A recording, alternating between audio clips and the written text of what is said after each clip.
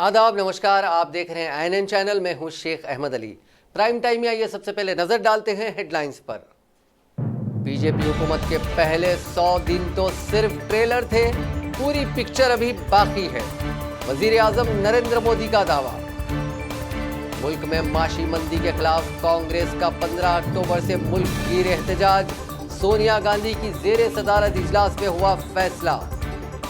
कश्मीर हिंदुस्तान का अटूट हिस्सा, हिंदुस्तान के साथ ही रहने में कश्मीरियों की बेहतरी। मौलाना महमूद मदनी का बयान। हैदराबाद में गणेश जुलूस पुरअमन, 50,000 से जायद मूर्तियों का विसर्जन। और टीआरएस एमएलए आमिर शकील की बीजेपी एमपी अरविंद से मुलाकात के बाद सियासी गलियारों में अफवाहों का बाजार गर्म। अब खबरें तफसील से। वजीर आजम नरेंद्र मोदी ने मुल्क की मौजूदा कामदार और दमदार सरकार के पहले के मुकाबले और तेज रफ्तार से काम करने का दावा करते हुए आज कहा कि दूसरी मुद्दतकार के पहले 100 दिनों में उन्होंने अज़्म और तरक्की का ट्रेलर दिखाया है, पूरी फिल्म अभी बाकी है। मोदी ने यहां श्री जगन्नाथ मंदिर मैदान में साहेबगंज मल्टी मॉडल टर्मिनल का इफ्तिताह, झारखंड सेक्रेटेरिएट की नई इमारत का संग बुनियाद, 3 अहम मंसूबों प्रधानमंत्री किसान मानधन, खुर्दा व्यापारक और स्वरोजगार पेंशन और एकलव्य मॉडल विद्यालय मंसूबों का इफ्तिताह करने के बाद मुनक़दा तकरीब को खिताब करते हुए कहा कि हमने लोकसभा इंतखाब के वक्त मुल्क को दमदार और कामदार हुकूमत देने का वादा किया था, जो पहले से भी तेज़ रफ्तारी से काम करेगी। मेरी हुकूमत के दूसरी मुद्दतकार के पहले 100 दिन में हमने अज़्म और तरक्की के ट्रेलर दिखाए हैं, फिल्म अभी बाकी है। वज़ीर आज़म ने कहा कि अभी तो शुरुआत है, हुकूमत का 5 साल बाकी है, बहुत से अज़ाइम, बहुत सी कोशिशें और बहुत मेहनत अभी बाकी है। उन्होंने कहा कि उनकी हुकूमत मुतअद्दिद ऐसे काम कर रही है जो पहले सोचा भी नहीं गया था। साथियों, विकास हमारी प्राथमिकता भी है और हमारी प्रतिबद्धता भी है। विकास का हमारा वादा भी इतना ही अटल इरादा भी है। आज देश जितनी तेजी से चल रहा है, उतनी तेजी से पहले कभी नहीं चला।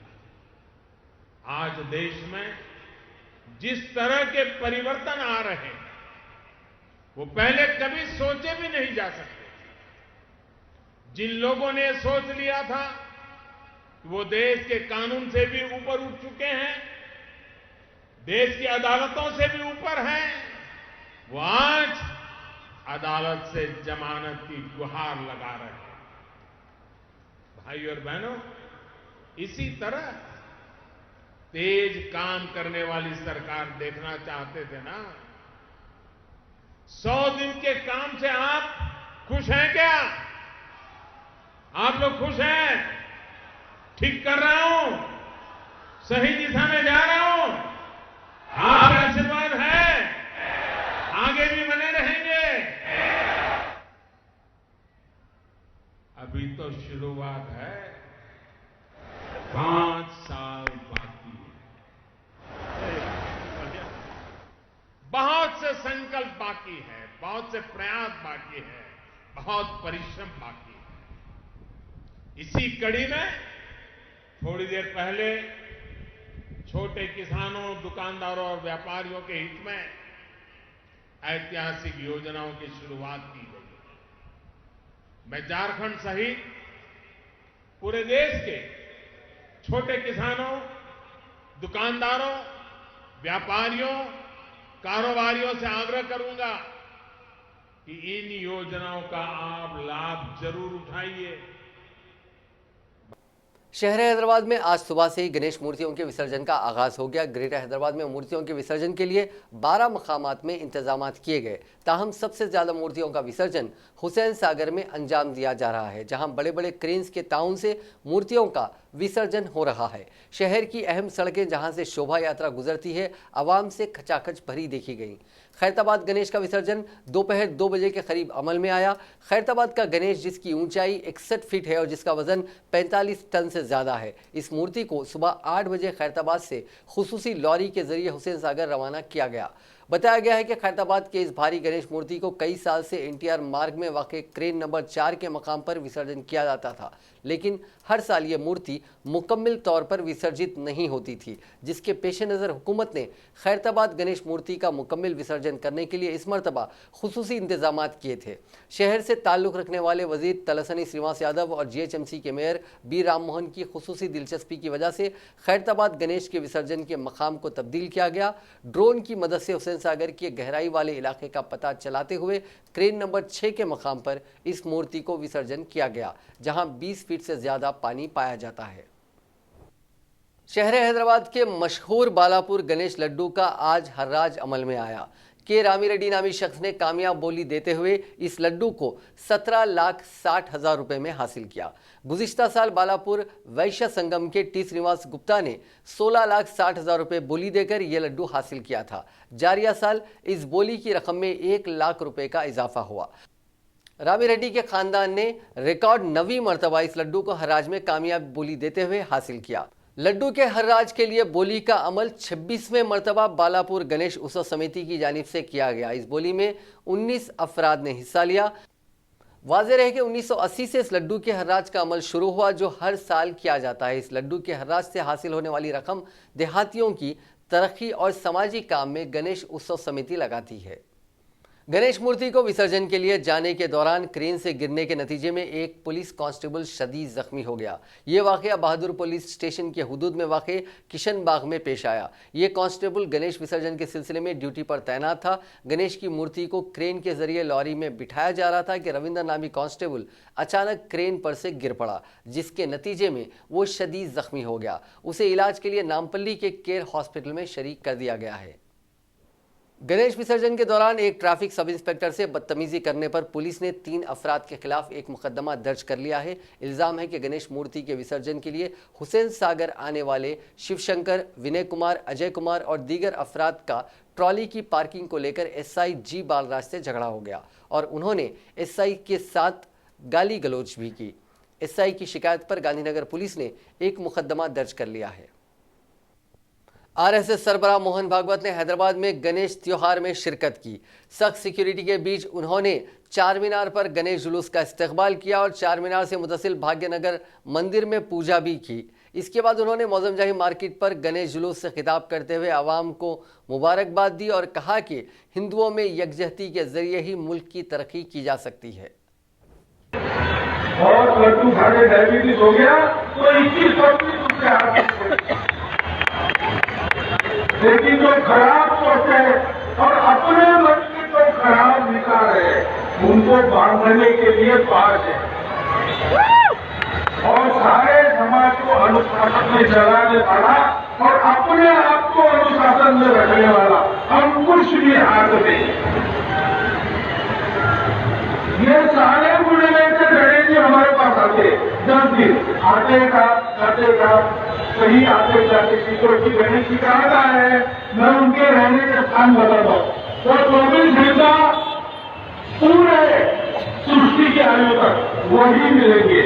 एक है अपने मूलाधार में स्वम मूलाधार नित्यम, दूसरा है सारे सर्व, क्योंकि गणेश जी जननायक है, सबको जोड़ता है, सबको चलाते, सबको जो जोड़ता है वो सबके पास सदा रहता है और इसलिए वो सबको सदा चलता है, सदा सबके साथ चलता है, सदा। तेलंगाना की अपोजिशन जमातों ने चीफ मिनिस्टर चंद्रशेखर राव को एक मकतूब रवाना करते हुए जोर दिया कि वो नए रेवेन्यू एक्ट को असेंबली में पेश करने से कबल कुल जमाती इजलास मुनक्किद करते हुए तमाम जमातों की राय हासिल करें।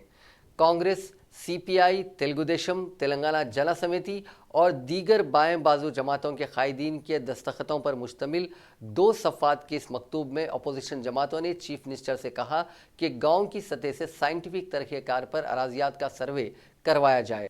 उन्होंने नए रेवेन्यू बिल पर असेंबली में तफसीली मबाहिस का मौका फराहम करने का भी मुतालबा किया।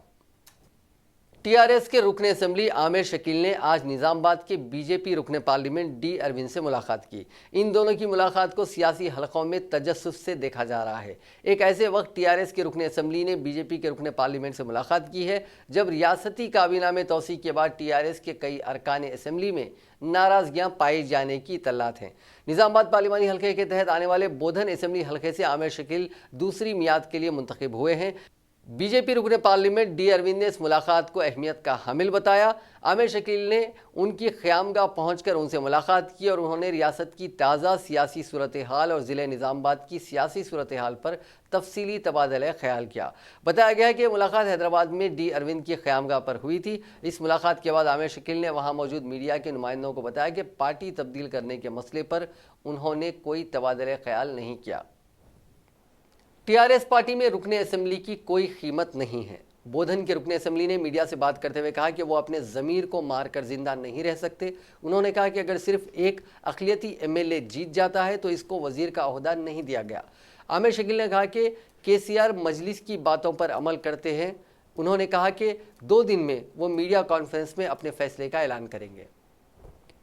एक तरफ टीआरएस पार्टी के अरकान असेंबली की बीजेपी में शमूलियत की खबरें आग की तरह फैल रही हैं। ऐसे वक्त में बोधन के रुकने असेंबली आमिर शकील की निजामाबाद के रुकने पार्लियामेंट से मुलाकात आग में तेल डालने का काम किया है। टीआरएस अरकान असेंबली की बीजेपी में शमूलियत की खबरें सामने आने के बाद कायदीन ने मीडिया के सामने आकर उसकी तरदीद की थी, लेकिन आमिर शकील की मुलाकात ने फिर क़यास आराइयों को जोर मिल गया। टीआरएस पार्टी में इस मुलाकात को लेकर काफ़ी कुछ बातें हो रही हैं कि क्या वाकई 17 सितंबर को 10 से ज़्यादा अरकान असेंबली बीजेपी में शामिल होंगे। इस बात का खुलासा उसी दिन होगा कि इन क़यास आराइयों में कितनी हकीकत है या फिर ये सब बीजेपी का माइंड गेम है। वजीर बीसी वेलफेयर व सिविल सप्लाईज गंगुला कमलाकर ने आज करीमनगर शहर में स्मार्ट सिटी के कामों का संगे बुनियाद रखा। उन्होंने शहर के कोट चौराहे के पास Transco substation high tension tower shifting के कामों का संगे बुनियाद रखा। विद्यानगर में सुरक्षा टावर के पास स्मार्ट सिटी प्रोग्राम के तहत सड़क की तामीर के कामों का भी संगे बुनियाद रखा। बाद अज़ा मुनक़िदा तक़रीब से खिताब करते हुए वजीर बीसी वेलफेयर ने कहा कि चीफ मिनिस्टर चंद्रशेखर राव करीमनगर शहर से काफ़ी खुरबत रखते हैं, इसलिए उन्होंने करीमनगर को स्मार्ट सिटी में तब्दील करने के लिए मरकज़ से सिफारिश की थी। उन्होंने कहा कि करीमनगर स्मार्ट सिटी के कामों से मुतालिक टेंडर का अमल मुकम्मिल हो गया है। इस प्रोग्राम के तहत शहर में 24 सड़कों को तामीर किया जा रहा है। शहर की तमाम अहम सड़कों को बैनुल अक़वामी मियार पर तामीर किया जाएगा। पहले मरहले के तहत प्रतिमा मल्टीप्लेक्स से कलेक्टर रोड, शिवा टाकी से university road, Kisan Nagar road, doctor BR Ambedkar stadium से old university road, Gagan Nagar से पद्मागुड़ी रोड के कामों को शुरू किया गया है। इसी तरह शहर में बरकी खंभों की तब्दीली के काम भी अंजाम दिए जा रहे हैं। सड़कों पर वाक़ बड़े बड़े टावर्स को हटा देने के इक़दामात भी किए जाएंगे। वो यहाँ की आवाम का देरेना मुतालबा है। आवाम की ख्वाहिश पर HP टावर्स निकालने का काम शुरू हो गया है। 40 साल कबल करीमनगर शहर में छोटी छोटी सड़कें थी। आबादी में इजाफे के पेश नज़र सड़कों को तौसी दी जा रही है। कमलाकर ने कहा कि चीफ मिनिस्टर चंद्रशेखर राव ने करीमनगर शहर की तरक्की के लिए 350 करोड़ रुपए मंजूर किए हैं, जिनमें से 110 करोड़ रुपए R&B और 10 करोड़ रुपए बरखी टावर्स मेन लाइन को निकालने के लिए खर्च किए जाएंगे। रियासती हुकूमत की जानिब से अब तक मरकज़ के नए मोटर व्हीकल एक्ट पर अमल आवरी का कोई फैसला नहीं किया गया। ताहम महकमा पुलिस की जानिब से नए मोटर व्हीकल एक्ट के तहत भारी जुर्माने वसूल करने का अमल शुरू हो गया है। इस तरह का एक वाक़या नलगुंडा ज़िले के नकरेकल में गुज़िश्ता जुमे को पेश आया। बताया गया है कि नलगुंडा पुलिस ने ड्रंक एंड ड्राइव मुहिम के दौरान नकरेकल में एक शख्स को शराब पीकर गाड़ी चलाते हुए पकड़ लिया था और इस पर नए व्हीकल एक्ट कानून के तहत 10,000 रुपये जुर्माना आयद करते हुए मज़कूरा शख्स की गाड़ी को जब्त कर लिया। ज़राए के मुताबिक पुलिस ने मंगल के दिन मज़कूरा शख्स को फर्स्ट क्लास मजिस्ट्रेट के रूबरू पेश किया और मोअज़्ज़िज़ जज ने 10,000 रुपये के जुर्माने को बरकरार रखते हुए इंतबाह दिया कि जुर्माने की रकम की अदम अदायगी पर 15 दिन जेल रवाना किया जाएगा। इस वाक़े के बाद मकामी अवाम में पुलिस के रवैये पर नाराज़गी पाई जा रही है, क्योंकि महकमा ट्रांसपोर्ट की जानिब से नए मोटर व्हीकल एक्ट पर अमल आवरी से मुतालिक अहकाम जारी न करने से कबल ही भारी मिकदार में जुर्माना आयद किए जा रहे हैं। बताया गया है कि मकामी मीडिया से नलगुंडा SP AV रंगना से इस सिलसिले में इस्तिफसार पर उन्होंने वाज़ेह किया कि ड्रंक एंड ड्राइविंग मामलात में पुलिस अदालत के अहकामात के मुताबिक काम करेगी। इस सिलसिले में पुलिस को मोटर व्हीकल एक्ट से कोई ताल्लुक नहीं है। उन्होंने कहा कि हेलमेट ना पहनने, नाबालिग बच्चों के गाड़ी चलाने, रॉन्ग रूट पर सफ़र करने जैसे केसेस में हुकूमत जियो के मुताबिक जुर्माने आयद किए जाएंगे। रियासती असेंबली का इजलास 4 दिन के तवक्कुफ के बाद कल हफ्ते से दोबारा शुरू होगा, जो 22 सितंबर तक बगैर किसी तातील के जारी रहेगा। 9 सितंबर को असेंबली के बजट इजलास का आगाज हुआ था। इसी दौरान चीफ मिनिस्टर चंद्रशेखर राव ने कानून साज असेंबली में वजीर फाइनेंस टी हरीश राव कानून साज काउंसिल में बजट पेश किया था। हफ्ता 14 सितंबर को बजट पर मुबाहिस का पहला दिन होगा, जबकि इतवार 15 सितंबर को बजट पर मुबाहिस का दूसरा दिन होगा। 16 सितंबर से 21 सितंबर तक मुतालबात ज़र पर मुबाहिस होंगे। इतवार 22 सितंबर को तसर्रुफ बिल पेश करते हुए बजट की मंजूरी के अमल को पूरा किया जाएगा। इसके अलावा सरकारी बिल्स भी आखिरी दिन पेश किए जाएंगे। बताया गया है कि नए रेवेन्यू एक्ट को मुतारिफ करने वाला बिल भी असेंबली में पेश किया जाने वाला है।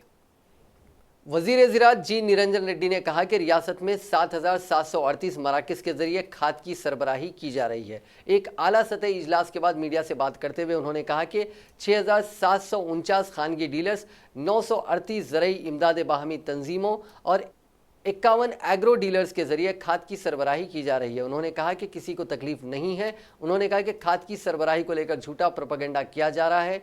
अपोजिशन जमातों को चाहिए कि वो किसानों में एतमाद बहाल करने का काम करें, किसानों के मामले में सियासत करना बंद करें। उन्होंने कहा कि जहां भी खाद की कमी की शिकायत मिल रही है वहां पर खाद रवाना की जा रही है। उन्होंने कहा कि रैतू बंधु और रैतू बीमा के अमल अवरी पर शक करने की जरूरत नहीं है।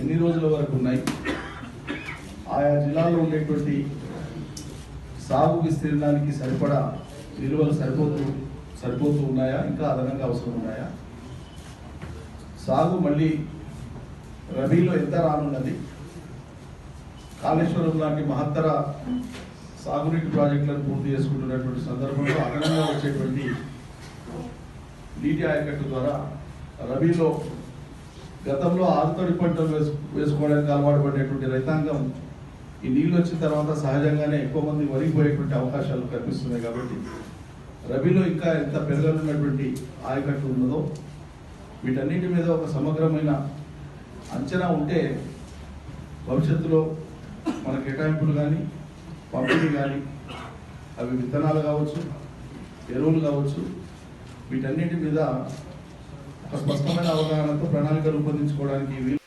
वजीर पंचायत राज और दही तरक्की अरब अली दयाकर राव ने कहा कि कांग्रेस के 10 साल इख्तिदार के दौरान किसानों को खाद के लिए जद्दोजहद करनी पड़ी, सारा दिन सड़कों पर गुजारना पड़ता था। उन्होंने प्रेस कॉन्फ्रेंस से खिताब करते हुए कहा कि किसानों को खाद के लिए खेत छोड़ना पड़ा था।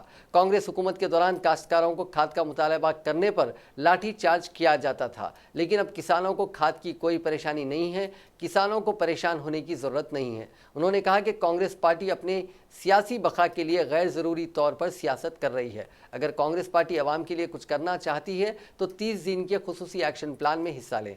पार्टी में कुछ बाकी मकामी नुमाइंदों को प्रोग्राम में हिस्सा लेना चाहिए और देहातों की तरक्की में शामिल होना चाहिए। మీరు 10 ఏళ్ళు ఎరువుల కోసం లాఠీ చార్జ్ కొట్టుకుని రైతులంతా కూడా వ్యవసాయం వదిలిపెట్టి భార్య భర్తలంతా కూడా ఎరువుల షాపుల ముందరే కూర్చునేది। అవన్నీ మర్చిపోయారా? ఎన్నడైనా ఎరువులు మీ దగ్గర ఫ్రీగా దొరికినట్టు ఎక్కడ ఉన్నాయా? ఇలా రైతులకు ఎరువులు ఇబ్బంది లేదు, కానీ ఆతులతో ఇబ్బంది పడి పోటీపడి ఉండడం వల్ల కొంత ఇబ్బంది అయింది। కానీ నేను మిమ్మల్ని అందరినీ కూడా కాంగ్రెస్ పార్టీ వాళ్ళకి చిక్కు లేకుండా మీరు ధర్నాలు రాష్ట్రాలు ఇప్పటికైనా బుద్ధి తెచ్చుకొని మీ ఉనికి కోసం। सरसब्जी व शादाबी के प्रोग्राम हरिता हरम के हिस्से के तौर पर हाल ही में लगाए गए पौधों को खा लेने पर एक चरवाहे को जिले इंतजामिया नारायणपेट ने 10,000 रुपये का जुर्माना आयद किया है। जिला कलेक्टर वेंकट राव जो मक्तल से जा रहे थे कि उन्होंने देखा कि मक्तल टाउन के नवाही इलाके में रेलवे लाइन के दोनों तरफ लगाए गए पौधे बकरे खा रहे हैं। उन्होंने फौरी तौर पर मंडल के ओहदेदारों को इस बात की इत्तला दी, जो वहां पहुंचे और बकरों को तहवील में ले लिया।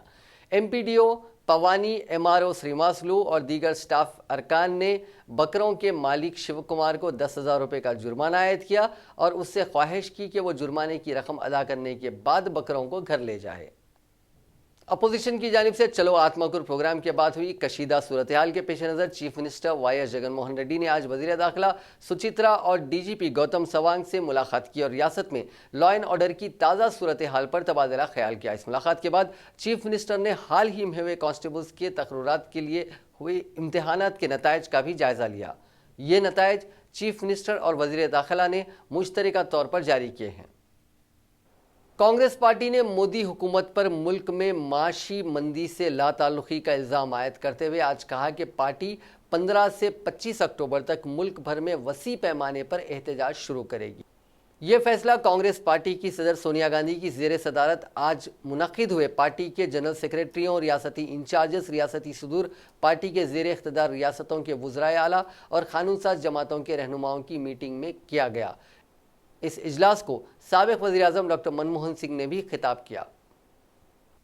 नाज़रीन, अब नजर डालते हैं कुछ कौमी खबरों पर। वादिया कश्मीर में जारी हड़ताल और मवासिलाती खिदमात पर पाबंदी जुमेरात को 39वें दिन में दाखिल हो गई। श्रीनगर और वादी के दीगर 9 अजला में दुकानें और तिजारती मराकिज़ बंद हैं, जबकि तालीमी इदारों में दर्स व तदरीस की सरगर्मियाँ मुअत्तल हैं। सड़कों पर पब्लिक ट्रांसपोर्ट की आवाजाही कुल्ली तौर पर मुअत्तल है, ताहम बड़ी तादाद में निजी गाड़ियाँ चलती हुई नजर आ रही हैं। इंतजामिया ने दावा किया है कि वादी कश्मीर के बेशतर इलाकों में लैंडलाइन फ़ोन खिदमात बहाल की जा चुकी हैं, ताहम कुछ इलाकों में यह खिदमात हनूज़ मुअत्तल हैं। लाल चौक और पाइन शहर के कुछ हिस्सों में लैंडलाइन खिदमात 31 दिनों की मुअत्तली के बाद 5 सितंबर को बहाल की गई। जम्मू कश्मीर के गवर्नर सत्यपाल मलिक ने आर्टिकल 370 और आर्टिकल 35A की मनसूखी का राज तस्करा किए बगैर कहा कि तारीख का पहिया कभी उल्टा नहीं घूमता है। उन्होंने कहा कि नई दिल्ली में इस वक्त कश्मीरियों के लिए बहुत हमदर्दी है और वो जो चीज़ मांगेंगे वो उन्हें मिलेगी। उन्होंने कहा कि कश्मीरियों को मांगने और लेने की आदत डालनी चाहिए, उन्हें परेशान होने की कोई ज़रूरत नहीं है। जमीयतुल उलमाए हिंद ने आज ये वाज़ेह कर दिया है कि कश्मीर हिंदुस्तान का अटूट हिस्सा है और सभी कश्मीरी हमारे हमवतन हैं। दिल्ली में एक मीडिया कॉन्फ्रेंस से खिताब करते हुए सदर जमीयतुल उलमाए हिंद मौलाना महमूद मदनी ने कहा कि कोई भी अलायदगी पसंद तहरीक न सिर्फ हिंदुस्तान बल्कि कश्मीर के लोगों के लिए भी नुकसानदा है। इस सिलसिले में जमीयतुल उलमाए हिंद ने दिल्ली में मुनक्किद हुए एक इजलास में एक ख़ास करारदाद भी मंजूर की है। करारदाद में कहा गया है कि कश्मीरी लोगों के जमहूरी इख्तियारात और हुकूक़ इंसानी की हिफाजत करना सबका कौमी फरीज़ा है और कश्मीरियों की बेहतरी हिंदुस्तान के साथ रहने में ही है। जमीयत ने कहा कि दुश्मन ताकतें और पड़ोसी मुल्क कश्मीर को तबाह करने पर आमादा हैं। हम कोई इफ एंड बट नहीं लगाना चाहते। हम साफ साफ ये कहना चाहते हैं कि कश्मीर हमारा था, हमारा है और हमारा रहेगा। हम भारत के हम भी भारत का हिस्सा हैं और जहां भारत है वहीं हम हमारे देश के साथ। वज़ीर दिफा राजनाथ सिंह ने आज कहा कि दहशतगर्दी के लिए हयाताती हथियारों का इस्तेमाल अब भी एक बड़ा खतरा है। इससे निपटने के लिए फोर्सेस और उससे वाबस्ता मेडिकल विंग को तैयार रहने की ज़रूरत है। आज शंघाई ताउन तंजीम के ममालिक की पहली मिलिट्री मेडिसिन कॉन्फ्रेंस से खिताब करते हुए वज़ीर दिफा ने कहा, मैं हयातियाती दहशतगर्दी के मसले से निपटने के लिए सलाहियत को बढ़ाने की अहमियत की निशानदही करना चाहता हूँ। उन्होंने कहा कि हयातियाती दहशतगर्दी एक हकीकी खतरा है। Today I would like to underline the importance of building capabilities to deal with the menace of the bioterrorism. Bioterrorism is a real threat today. It breaks out as a contagious plague and the armed forces and its medical services have to be at the forefront of combating this menace. The importance of this kind of terror threat has been recognized and the scientific programs includes articles and discussions on these topics and on managing any probable mass casualty situations. I would like to mention here another important area which needs to be further strengthened is patient safety. Patient safety does not end at making the correct diagnosis and prescribing the correct medication. Dispensing that prescribed medicine to the correct patient via the correct method plays a crucial role in ensuring the safety of patients. Ayodhya तनाज़े में मुस्लिम फरीक़ैन की नुमाइंदगी करने वाले senior वकील राजीव धवन को मिली मुबैना धमकियों को लेकर supreme court में हतक इज्जत की अर्जी दायर किए जाने के कुछ दिनों बाद उन्होंने जुमेरात को शिकायत दर्ज करवाई कि उनके क्लर्क को अदालत के अहाते में मारपीट की गई। राजीव धवन ने यह भी इल्ज़ाम लगाया कि उनको फेसबुक पर एक और धमकी भी मिली है। एक इतला के मुताबिक chief justice of India Ranjan Gogoi की सदारत वाली बेंच के सामने पेश होने के दौरान धवन ने वकीलों के क्लर्कों के दरमियान मुबैना तौर पर झगड़े की शिकायत की। धवन ने कहा कि यह समाज के लिए मुवाफिक माहौल नहीं है। उन्होंने कहा कि ऐसी चीजें अदालत के कैंपस में नहीं होनी चाहिए और आपका एक लफ्ज भी इसके लिए काफी होगा। इंडियन रेलवेज ने जुमेरात को मईशत की सुस्त रवि को दूर करने की गर्ज से सनती और तिजारती दुनिया के मुतालिबे पर माल किराए में बड़ी रियायतों का ऐलान किया। रेलवे ने कहा कि वो इससे होने वाले महसूलात के नुकसान की तलाफी वजन में इजाफा करेगी। रेलवे बोर्ड के मेंबर के मिश्रा ने यहां रेल भवन में सहाफियों से कहा कि हालिया माशी सूरत हाल में सनत और बाजार को शह देने के लिए माल का रेल ट्रांसपोर्ट की लागत को घटाने का फैसला किया गया है।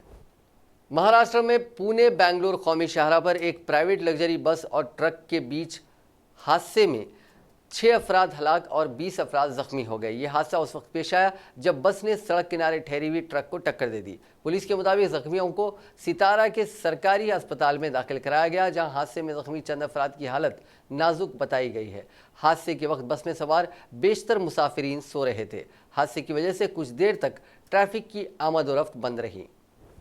मोजाम्बिक के नामपोला शहर में सदर फिलिप न्यूसी की इंतखाबी रैली के दौरान भगदड़ में कम से कम 10 अफराद की मौत हो गई और दीगर 85 अफराद जख्मी हो गए।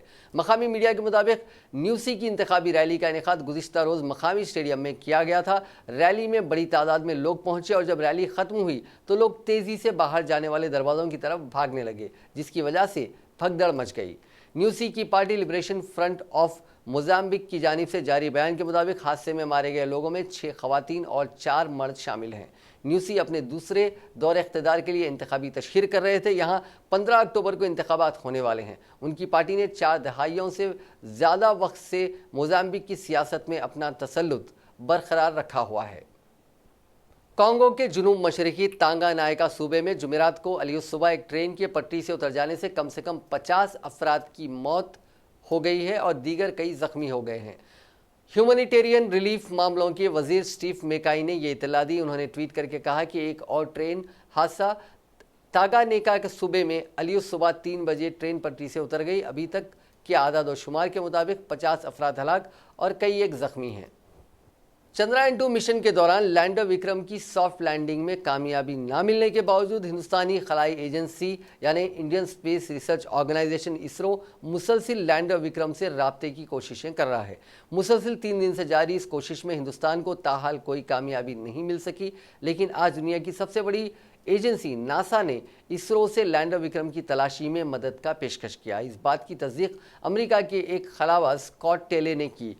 एस्ट्रोनॉट के मुताबिक नासा ने कैलिफोर्निया के DSN स्टेशन से लैंडर विक्रम की रेडियो फ्रीक्वेंसी भेजी और उसका रिकॉर्ड सोशल मीडिया पर भी शेयर किया है। लैंडर विक्रम से हिंदुस्तान का राब्ता टूटे 6 दिन गुजर चुके हैं और हिंदुस्तान के पास लैंडर विक्रम से राब्ता बहाल करने सिर्फ 9 दिन का वक्त बचा हुआ है। वाज़ेह है कि नासा हिंदुस्तान के चंद्रयान-2 मिशन की तारीफ कर चुका है और ट्वीट के जरिए हिंदुस्तान की कोशिशों को सराहा है। इंडिया अंडर 19 और बांग्लादेश अंडर 19 टीमों के दरमियान एशिया कप का फाइनल मुकाबला खेला जाएगा। हिंदुस्तान का सेमीफाइनल में श्रीलंका और बांग्लादेश का अफगानिस्तान के साथ मुकाबला होना था, लेकिन दोनों ही सेमीफाइनल मुकाबले बारिश की नजर हो गए और मैच बगैर टॉस हुए मनसूख करने का फैसला करना पड़ा। हिंदुस्तानी क्रिकेट के मारूफ खिलाड़ी महेंद्र सिंह धोनी जुमेरात को बैनुल अक़वामी क्रिकेट को अलविदा कह देंगे। ये खबर जैसे ही सोशल मीडिया पर फैलना शुरू हुई तो हर तरफ खलबली मच गई। ताहम थोड़ी देर बाद BCCI के चीफ सेलेक्टर MSK प्रसाद ने इन खबरों की तरदीद भी कर दी। 38 साल के Dhoni ICC one day world cup के बाद से ही 1 माह की छुट्टी पर हैं और हिंदुस्तानी फौज की पैराशूट रेजिमेंट के साथ ट्रेनिंग कर रहे हैं। माना जा रहा था कि इंग्लैंड में इस साल मुनक़िद वर्ल्ड कप के अख्तिताम के साथ ही धोनी अपने रिटायरमेंट का ऐलान भी कर देंगे, लेकिन ऐसा नहीं हुआ। नाज़रीन, आखिर में एक बार फिर से नजर डालते हैं हेडलाइंस पर। बीजेपी हुकूमत के पहले 100 दिन तो सिर्फ ट्रेलर थे, पूरी पिक्चर अभी बाकी है। वजीर आजम नरेंद्र मोदी का दावा। मुल्क में माशी मंदी के खिलाफ कांग्रेस का 15 अक्टूबर से मुल्क गिर एहतजाज। सोनिया गांधी की जेरे सदारत इजलास में हुआ फैसला। कश्मीर हिंदुस्तान का अटूट हिस्सा, हिंदुस्तान के साथ ही रहने में कश्मीरियों की बेहतरी। मौलाना महमूद मदनी का बयान। हैदराबाद में गणेश जुलूस पुरअमन, 50,000 से जायद मूर्तियों का विसर्जन। और TRS MLA आमिर शकील की BJP MP अरविंद से मुलाकात के बाद सियासी गलियारों में अफवाहों का बाजार गर्म। नाज़रीन, आज के प्राइम टाइम में बस इतना ही। देखते रहिए INN चैनल।